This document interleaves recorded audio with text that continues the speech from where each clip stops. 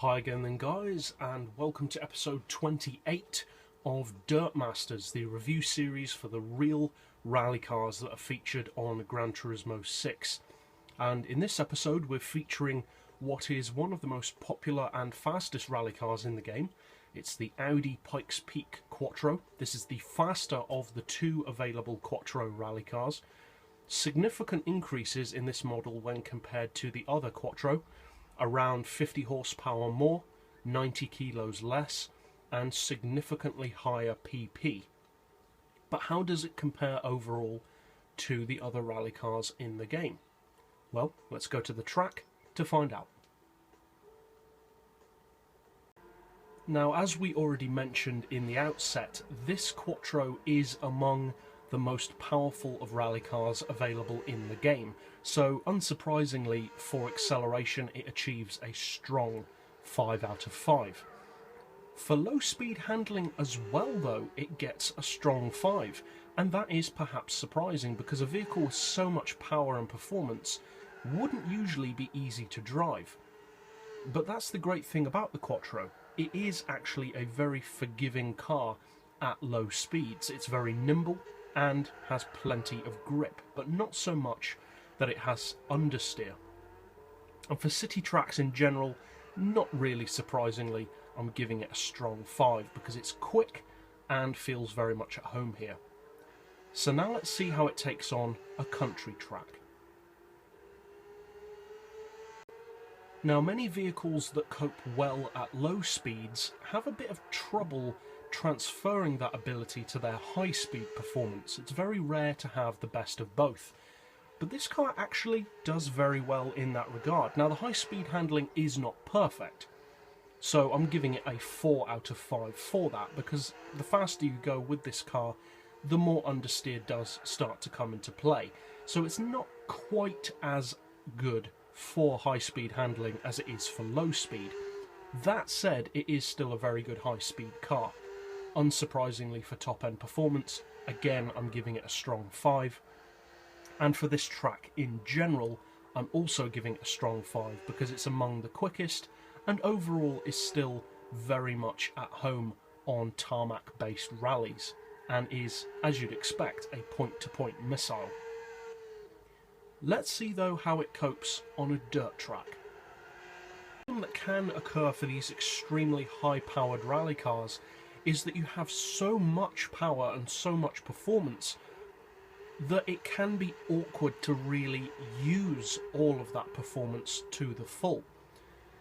But with the Audi, that doesn't really happen, because it has just enough power and performance to give you a great lap, but not so much that you're constantly fighting against the car just to be able to get it around corners. And that's the great thing about the Quattro. It's not just a straight line machine. It handles really well. Now, that said, it's far from being the easiest of rally cars to get the best out of. Certainly not. Just by nature of how overwhelmingly fast it is, it does require more practice, especially for newer, beginner rally drivers.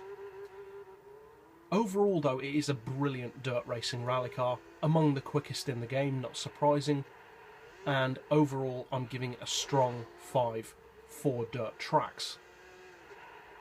For its drivability, I'm going to give it a 4, and the reason for that is because, as I just alluded to really, just by nature of how fast it is, it's not the easiest of cars to learn how to get the best out of. Now, it's not the most difficult either, and it does get a respectable 4, but it's not quite the maximum 5 because it is a little bit more of a car that you have to wrestle with to get the best out of.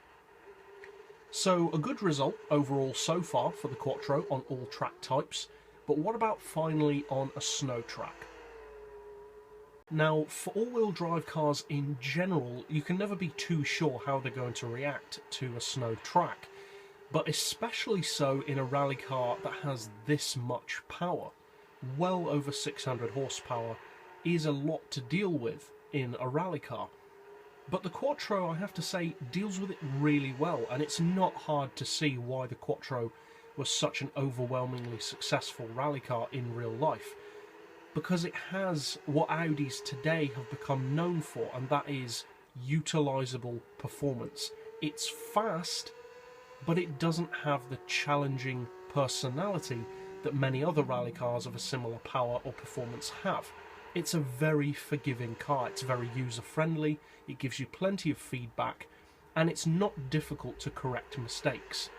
So overall, it's the perfect package as far as rally cars go, or about as close to perfect as you can get. So overall, for snow tracks, I am giving it a strong 5 because it performs extremely well here, just as it does on all the other track types. But now let's finally go back to the garage for its best and worst point.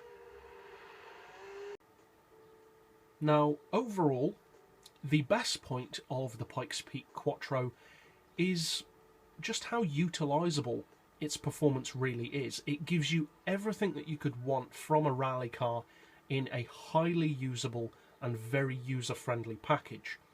The car is quite compact, which is unusual for a more powerful rally car. Usually they have massive bodywork like the Escudo or the SX4 Pikes Peak, and the sheer size of the vehicle kind of hinders how fast you can make them, especially around tighter tracks.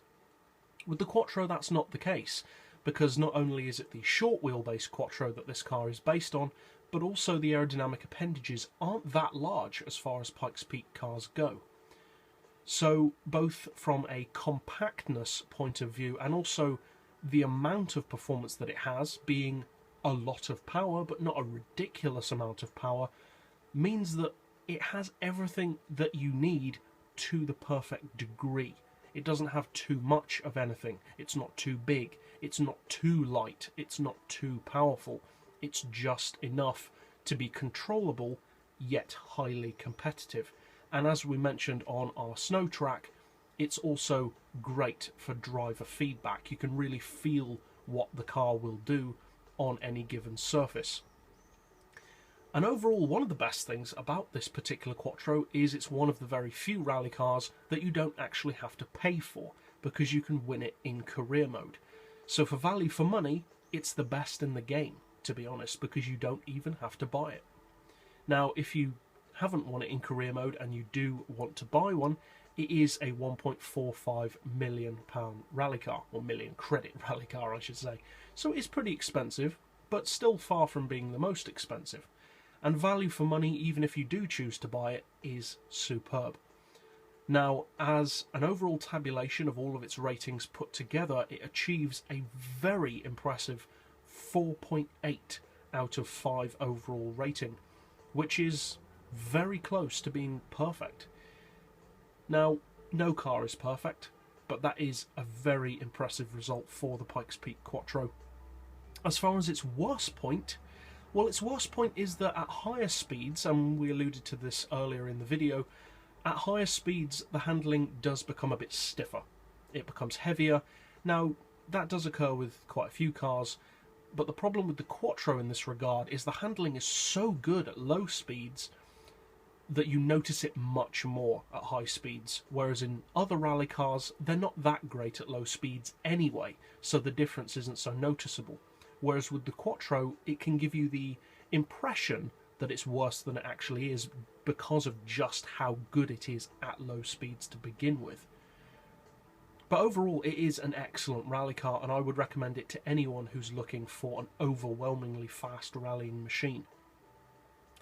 As always, I've put the specs, ratings and lap times of this car in the video description below for you to check those out and compare it to the other rally cars if you need to.